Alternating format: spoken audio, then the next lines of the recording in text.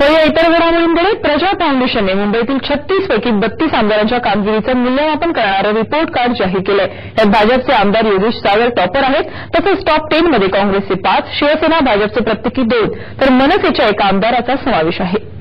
आमदारांचं मूल्यमापन 4 संख्यात्मक आणि 3 गुणात्मक दृष्टिकोनावर आधारित निकषांनुसार करण्यात आलंय। यात विधानसभेत विचारलेल्या प्रश्नांची गुणवत्ता, विचारलेल्या प्रश्नांची संख्या, हजेरी, गुन्हेगारी पार्श्वभूमी, भ्रष्टाचाराचे आरोप, मतदारसंघातील लोकांसाठी उपलब्धता, मतदारसंघासाठी कामं यांचा समावेश आहे। मुंबईतील 4 आमदार मंत्री असल्याने त्यांना या सर्वेक्षणातून वगळण्यात आलंय। भाजपचे योगेश सागर यांचा पहिला क्रमांक असल्याचा दावा प्रजा फाउंडेशनने केलाय। काँग्रेसच्या अमीन पटेल यांचा दुसरा, काँग्रेसच्या मधुकर चव्हाण यांचा तिसरा, काँग्रेसच्या रमेश ठाकूर यांचा चौथा, काँग्रेसचे अशोक जाधव 5वे, तर काँग्रेसचे जगन्नाथ शेट्टी 6वे, शिवसेनेचे सुभाष देसाई 7वे, शिवसेनेचे रवींद्र वायकर 8वे, मनसेचे बाळा नांदगावकर यांचा 9वा क्रमांक तर सरदार तारासिंग यांचा 10वा क्रमांक असल्याचा दावा प्रजाने केलाय।